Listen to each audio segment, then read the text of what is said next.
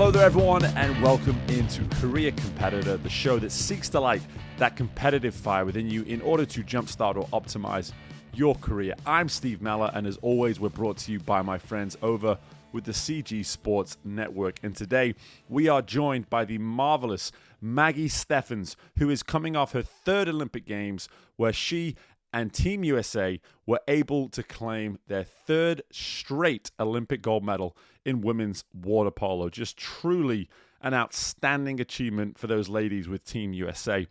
And the great thing about this particular discussion here today is we're going to go into just some fantastic components of what it means to be a member of a well-oiled machine that is a successful team, such as Team USA within women's water polo. Just to add to all of this reason for listening today, one other thing is we're actually talking to the highest scoring player in Olympic history for women's water polo. Maggie set that record at this previous games in Tokyo. So just honestly, such a privilege for us to have someone like Maggie joining the show. But in addition, when you have an athlete who comes from the top of their sport, the way in which Maggie does, one thing we're going to really start to get a hold of today are some of those components, like I said, that make teams succeed at the highest levels. And Maggie has been a leader within women's water polo, not just within Team USA, but across the world now for many, many years. And so it's just fantastic to have this opportunity to be able to pick her brain on some of these awesome topics that we can all, quite frankly, benefit from and certainly relate to. So let's welcome in three-time Olympic champion for Team USA in women's water polo, Maggie Steffens, and I hope you all enjoy. Hey guys, before we jump into this interview, please make sure if you're on Instagram, go to career_competitor, give us a follow. There you're going to find information about all my guests and episodes that we have coming up. In addition, I have links in my bio to each and every episode too. That link will take you to Apple Podcasts. If you are someone that likes to listen through Apple Podcasts, while you're there, take the time to leave a review of some sort. You can just click the 5th star, make things easy on yourself, or you can even write something as well. Let me know your thoughts. I would love to hear from you. In addition to that, make sure you're subscribed or following the show on whatever podcasting platform you're listening to us on. And finally, I would love to connect with you personally. So if you're on LinkedIn, make sure you're connecting with me, Steve Meller. I would love to hear from you. I would also love to hear if you think you or somebody else could be a great guest to come on the show. So many reasons to be following us, so many reasons to be listening to Career Competitor Podcast. But for now, let's get right to the interview. Okay, well, I am absolutely delighted to be welcoming in Maggie Steffens to the Career Competitor Podcast. Firstly, Maggie, how are you today? I'm good. I'm excited to be on this podcast and see where we go. Absolutely. I love that open-mindedness and willingness to see just where this is going to go. But we've got lots to discuss. First and foremost, I joked with you before we started recording, you've had a really busy summer. Why don't you just tell everybody about the incredible success that you and the hat there that you're wearing, the Team USA ladies had this past summer? Yeah, so we went to Tokyo finally after, a year of postponement. So a 5-year quad, I call it, quad plus. So it was quite a strenuous training, but it was definitely all worth it. We succeeded in our mission and were able to bring home the Olympic gold medal for USA Women's Water Polo.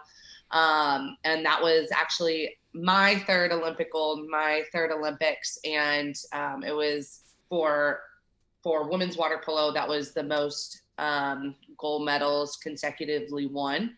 Mm-hmm. So we've won in 2012, 2016, and 2020. So now USA Women's Water Polo is right there with the Hungarian men's team, who is the only men's team to have ever won 3 consecutive golds at an Olympics as well. So that was pretty cool to for us to kind of make history and leave our legacy through that, but also, to show women can do it too. And, to kind of have our names out there as well.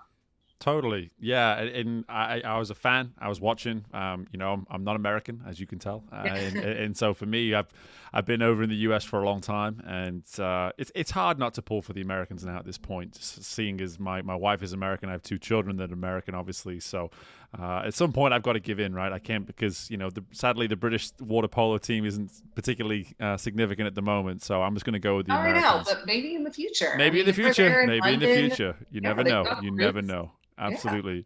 Yeah. But one other thing on a more personal note, and you can correct me if I'm wrong, but I understand that you are now the highest scoring water player on the women's side ever in Olympic history. Is that right? Yeah, that's right. It still boggles my mind. Absolutely. That's probably why I don't bring it up. One, yeah. Water polo is a team sport, so you don't really think of your individual accolades. But also, I'm confused. Like, how did that happen? Right. I'm sure it makes you feel a little bit old too. It's like, I've been around this for a while now. Wow. Yeah. Exactly. But it's just, honestly, as you said, it's a team sport. And I grew up playing soccer in England. And for me, I couldn't care less, to be honest with you, if I scored. The moment would always come and go. You'd have this little 1 minute, like, yes, scored goal, and then you get right back into it, and you're back in the game, and the individualism of it all just, it comes and goes so instantaneously. And I think watching the sport of water polo, something that I did myself play just a little bit, being a swimmer, I played a little bit of water polo growing up. What I know is that there's a physicality to the sport that so few truly respect and understand. It's almost like this, what happens under the water stays under the water type of mindset. And for me personally, like that very much epitomizes who I am as an individual, this like all this hard work behind the scenes. That's kind of how I look at it. And just from your standpoint, looking back now to your story of getting into the game, into the sport of water polo, just talk to me a little bit about both, how it was introduced to you, but maybe the personality components of yourself that made you gravitate towards it the way you did. Yeah, for sure. Well, I'll kind of touch on that physicality part in the underwater. I always say water polo has 3 games. It has the overwater game that, the fans can see, and it's kind of the exciting part, moving the ball, looks like soccer, looks like basketball, And then there's the underwater game where no one can see, but it's probably the most impactful part of the game. And it's really where you are being tested to see, okay, how can you keep your composure? How can you still read the game and problem solve and give your best self while all this stuff is happening under the water and behind the scenes? And then there's the mental game. I truly believe water polo is one of the most mentally tough games, and the mental toughness you need to have to play it is pretty insane. I mean, I think one of the best statistics that shows the mental toughness you need, and even like the physical ability you need, is like from any Navy SEALs, most Navy SEALs who have come from a sport come from water polo. So I feel like anybody who knows what it takes to be a Navy SEAL, I could never be that, but it's pretty cool to know that, they definitely are looking at water polo players to follow that lineage. So, definitely there's 3 games, and the underwater game is extremely physical and tough, but that's what makes it fun, right? Because you have to, it's like the working duck syndrome. Above water, ducks look all cool, calm, and collected, but under the water, they're churning. Sure. And then imagine, they're getting tugged down at the same time or whatever. So it does make it really fun. And in terms of my personality traits, I think, the cool thing with water polo, like I said, it is 3 games, right? And then on top of that, you're working with other people and trying to constantly problem solve while all this stuff is going on. And for me, personality wise, I want to be doing everything. Like I want to be everywhere and with everyone, even outside of the pool. And so with water polo, I kind of found a calling to me from that. I grew up playing soccer. That was kind of my first love. I did basketball, I did swimming, I did dance, I did gymnastics. So I really tried it all. And water polo came into my life when I was about 8. And I had been introduced to the sport itself because my dad played water polo for Puerto Rico. He's actually Puerto Rican. So he was on the national team there, and then came to California and played at Cal Berkeley. My mom is one of 13, and her 4 brothers. So my uncles all played water polo at Cal. 2 of them were on the national team as for the U.S. And then I'm the youngest of four. So also my older siblings ended up playing water polo. We all kind of started around the same year, not age. And so I was familiar with the sport, but it wasn't popular, right? So it wasn't like I could just join a AYSO, or 10 and under team like I could with soccer and basketball and dance and gymnastics. So it came into our lives around 2000, 2001. And to me, it was like, oh my gosh, this sport takes everything I love about soccer and everything I love about basketball and everything I love about swimming and everything, even like with dance and gymnastics, and it put it all into one. And so for me, I was like, this is it. This is my jam, and it was pretty instantaneous for me that it was definitely my sport for sure. Yeah, that's that's what I love about having people tell their story, is because you kind of almost feel these emotions coming through from way back when you were that age, realizing this for the first time. I just love the sort of organic element of that and just the natural desire and passion for what it was you were being presented. And what I also love about just this whole explanation is just how multifaceted it is. And for us on this show, we're always looking at the athlete mindset behind the person. And we don't need to talk to necessarily an Olympic champion to be able to get a good feel of what that is. But when we do get a chance to talk to a 3-time Olympic champion, we want to really dive into that sort of thing in terms of just really getting a feel of just how many wheels, how many cogs are involved within this machine that is obviously your performance. And here in the overwater, the underwater, the mental toughness, the collaboration, problem solving, like there's a lot of things happening. There's an element of this game strategically, tactically, that way too many of us watching probably aren't understanding and appreciating. And if you're talking to, let's say, and I'm going to assume that 99.9% of the people listening to this particular episode have maybe never played a competitive game of water polo. Yeah. If you're talking to that person right now, how are you selling this? How are you selling the game of water polo? Because I know you do a lot of work in this. I know you're working very hard to build the game, to get more people involved. What are you saying to connect, based on everything that you've just addressed here? What are you saying to someone to connect them with, okay, this is something I should definitely consider? Yeah, I mean, water polo is definitely one of the most fun sports out there. And the reason I say that is because it does take a lot of elements that people enjoy from other sports and are able to tie it into one.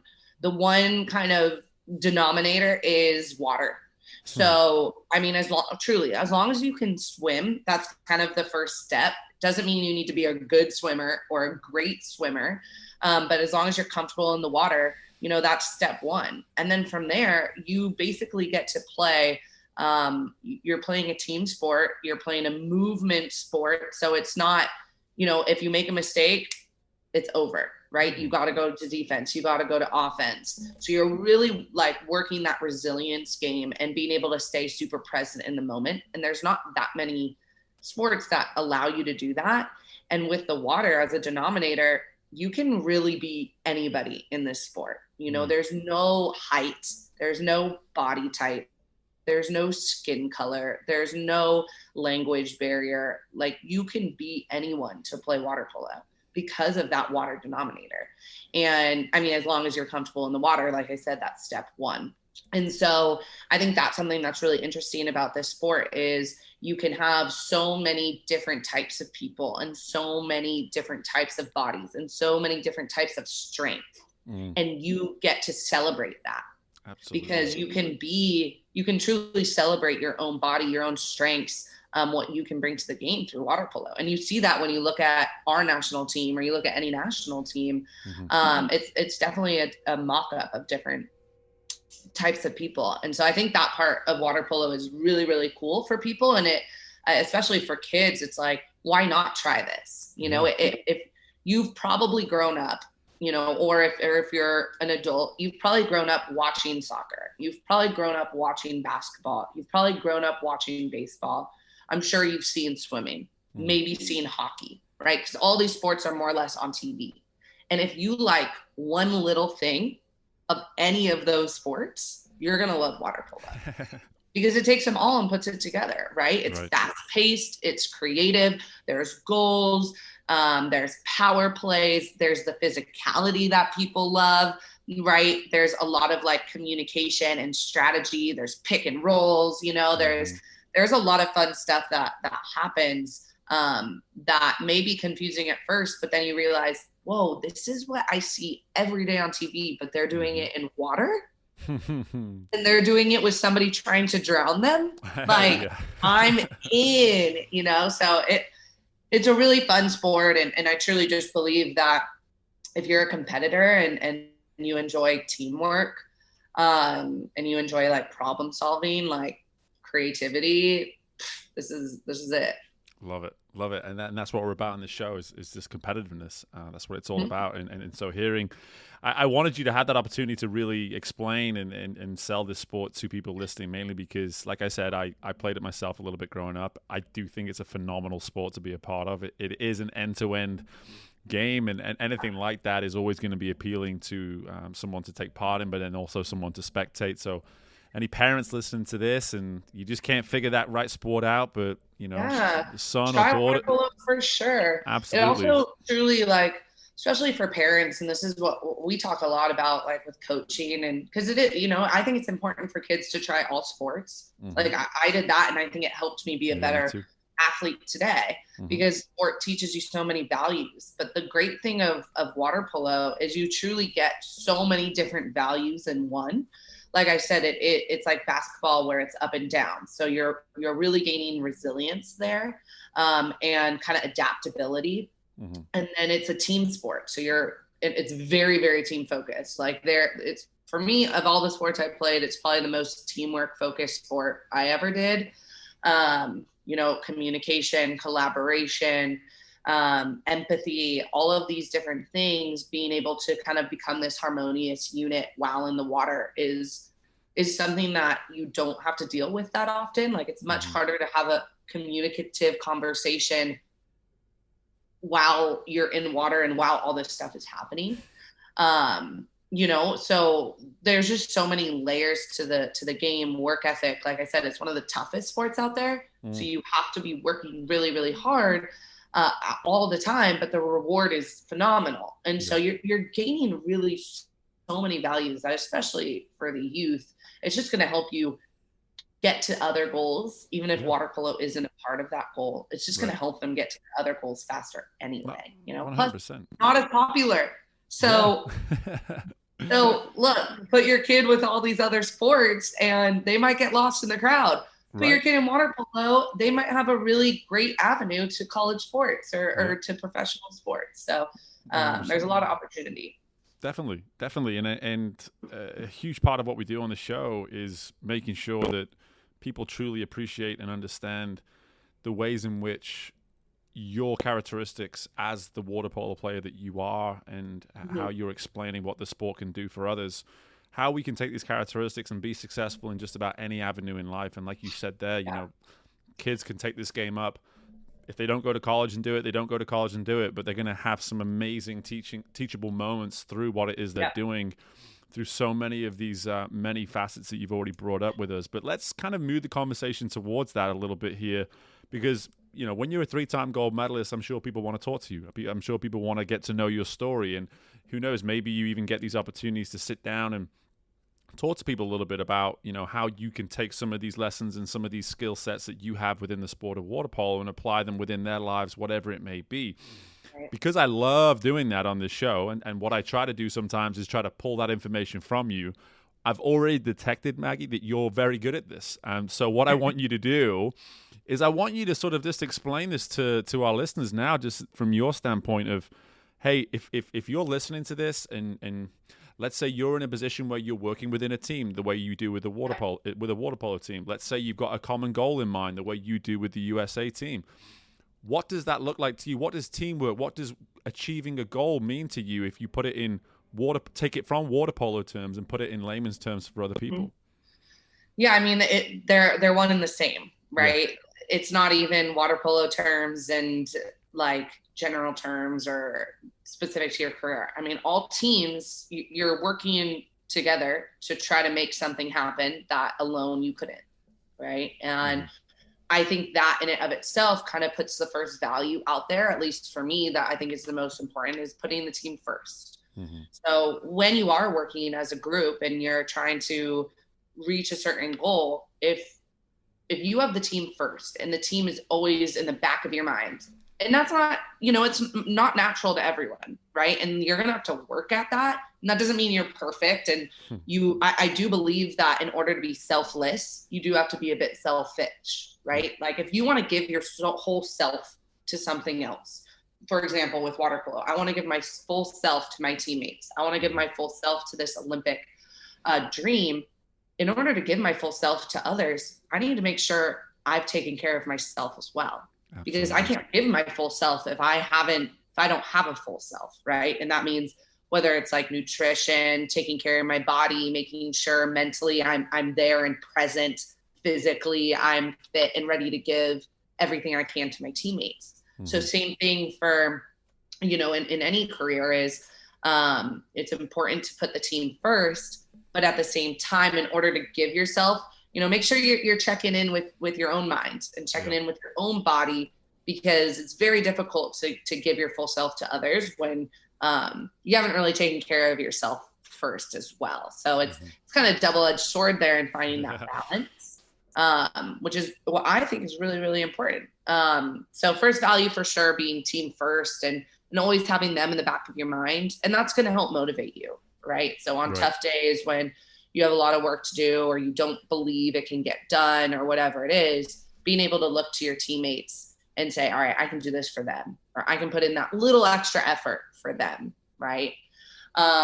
Second, I think with teams is, creating a foundation of trust and respect. It's extremely important. So doesn't mean, harmonious teams aren't all best friends and, it's seamless every day. There's going to be ups and downs. There's going to be problems. There's going to be conflict. But conflict is good in teams. That means you're pushing each other. That means you're challenging each other. But if you don't have a layer of trust and respect, those conflicts can overwhelm the goal. And because of that, you're going to go in a different path, right? So I think creating that foundation of trust and respect, and unfortunately that does take time, but I think communication helps with that, work ethic, right? I truly think one of the easiest ways to gain respect is work ethic, and honesty, really. Like if you might not be the best, you might not be perfect, you might not be the most liked, whatever it is. But if you're giving your whole self every day to something, you know what? You're going to earn some respect in people's books. Sure. So, and there, it's just stepping stones, right? And saying that helps with trust. I can trust you to show up, right? And I think once you have that layer of trust and respect and acceptance, because like I said earlier, you're dealing with all different types of people in a team, and there's not one right formula. I was at the D school at Stanford, and it's like best teams are 4 to 6. And for sure there's layers to that and there's strategy, but there's no right formula to a team. Sure. And the right formula is the values and the how. It's not necessarily the who or the what, I think. And so being able to accept everyone for who they are will allow that foundation of trust and respect. Once you gain that, it's really, it's a lot more fun and it's a lot easier, right? Because it's easier to put the team first then, and it's easier to put the goal and the mission first. And then it's kind of the stepping stones of collaboration, communication, and just dedicating yourself to that. But it's a lot easier to collaborate. It's a lot easier to communicate when you have those layers of team first, accept, trust, respect, Then lastly, I would just say it's important to love what you're doing. So it's really hard to be a part of something when you don't love it. Yeah. And so if you find yourself in a place where you don't love what you're doing and you're part of a team, maybe try to switch the narrative and say, okay, I might not love what I'm doing, but I love who I'm doing it for, or I love who I'm doing it with. And that who is something, that a lot of, for me and my teammates, that's kind of ends up what's happening. It's like, yeah, I want the gold medal, or I want to go to the Olympics, right? But then as you learn these people and times get tough, you realize I want to do this with them. I want to do this for them so Yeah. that we can do this together. And that we part takes time, but once that clicks, it makes everything a lot more seamless and a lot more harmonious, and kind of takes all those values, and that's kind of that magic moment. 100%. Oh, this is great stuff. Really good stuff. I mean, and for me personally, I'm such an advocate for the investment on the front end, in order to get to the performance the performance part of the process comes with an enormous amount of investment prior to going on that journey. And when you're talking here, if it's a soon to be 3-year process for the next Olympic Games, but if you've just coming off a 5-year process for the last Olympic Games, Yep. there had to have been an enormous amount of work done on the front end in terms of those values that you talk about, but investing in yourself in order to invest in other people.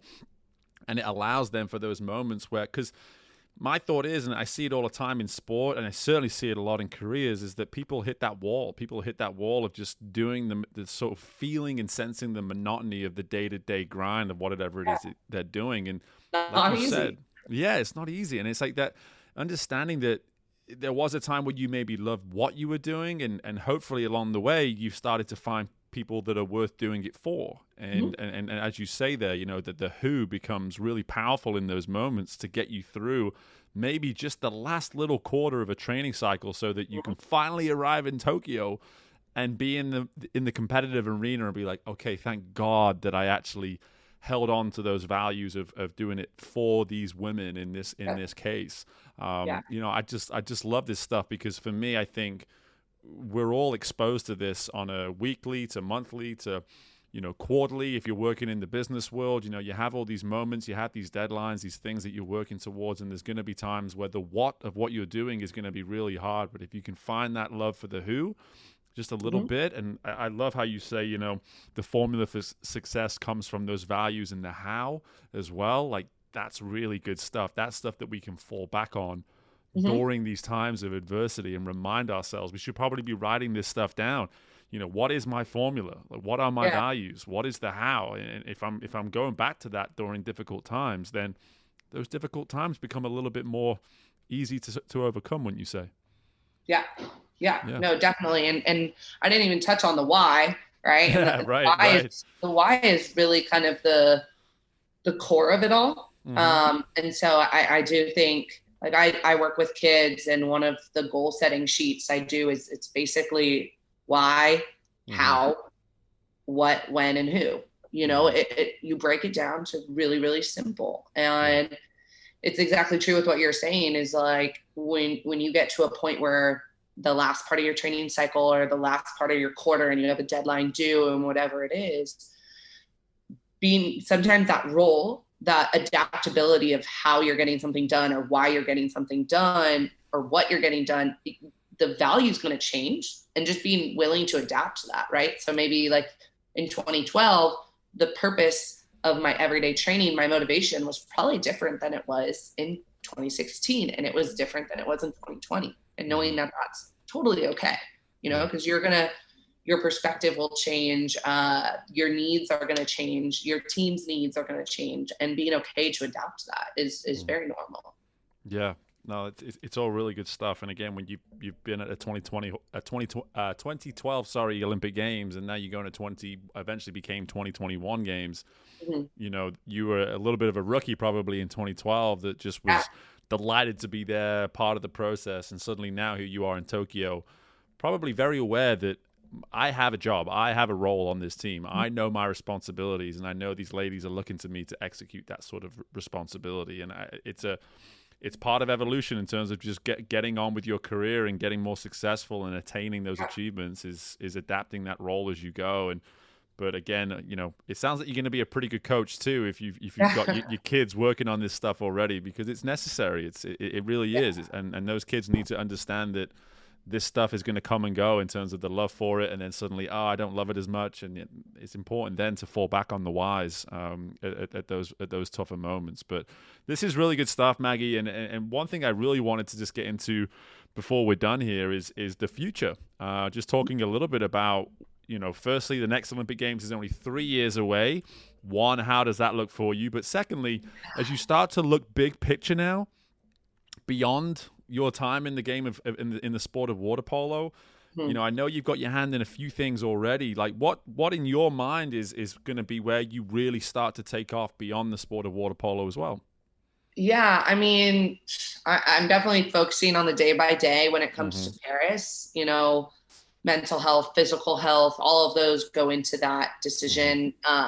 And so right now I'm just enjoying the moment. I think that's important to do as well. Sure. No need to look 3 years ahead when we just went through a crazy 5-year cycle. Sure. So kind of just focusing on being in the present with that, but keeping my options open. You know, I'm not, you know, I'm definitely not sitting here saying one way or the other. I like my options. And so it's important to keep open. Otherwise, you know, I co-founded a company called 6-8 Sports. And so for me, you know, I definitely want to put even more effort into that and get it to a place where I believe it can be and help the sport of water polo and help other developing sports kind of revolutionize and get up there with these other TV sports, as I call them, and just create more equal opportunity and exposure for these developing sports and for the youth that play these developing sports. The reason I call them developing, like water polo, for example, is they're out there. But like even you said, most of the people probably listening to this maybe have never seen it, right? And it's not on TV. It's not necessarily like a pro sport in the States, although it is in other countries.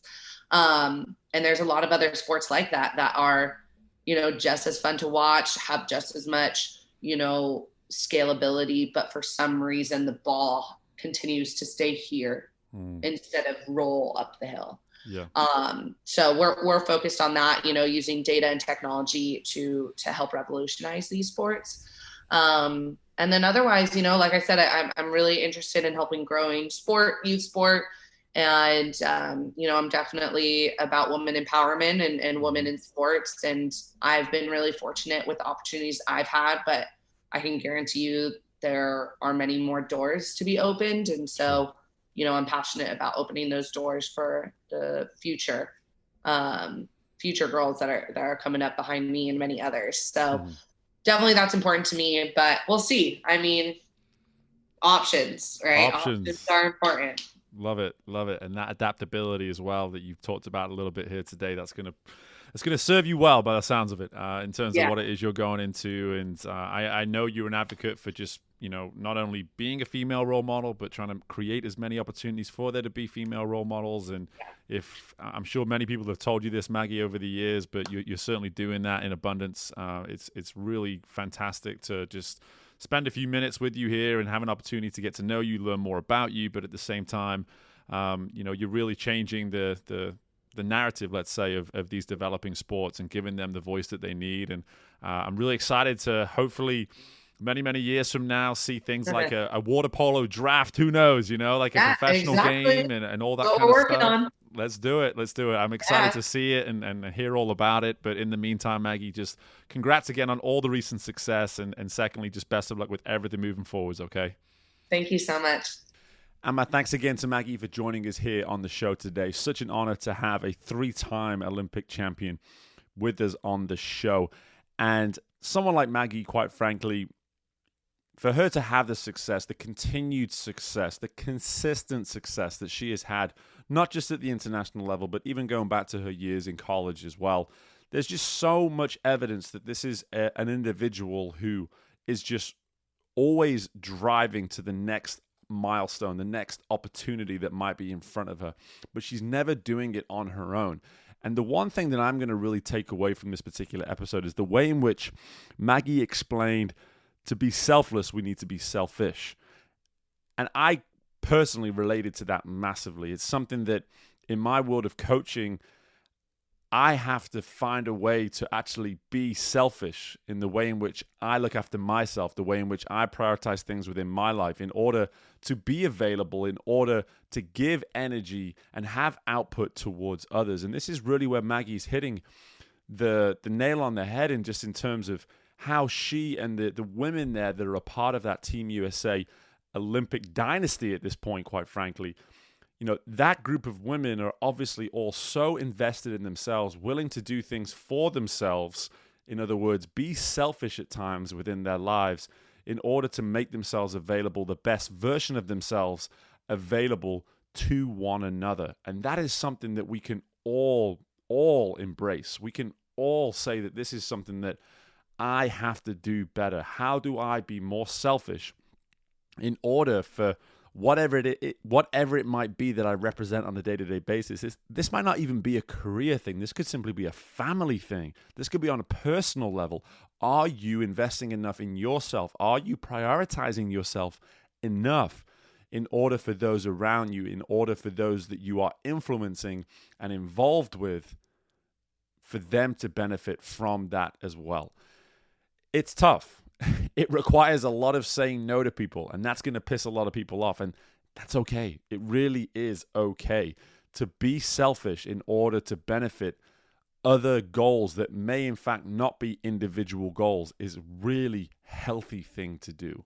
So really hear that message from Maggie, but at the same time, I'm certain that there were other things that you took away from this particular episode, and that's what it's all about, having such a wide range, wide collection of great insight, great takeaways that our guests bring to us through their stories, through their insight, through their perception on how they go about being successful within their world. So I think it's fair to say that a selfish thing could be prioritizing 30 to 35 minutes a week to listen to the Career Competitor podcast in order to develop yourself, in order to find that inner drive, in order to better what it is you do and invest in yourself each and every day in order to maybe benefit the organization, benefit the team, benefit the people around you. So, hey, listen to that message that I took from Maggie today, apply it to this podcast, and keep coming back for more. We will never stop providing some of the best insight out there that can help you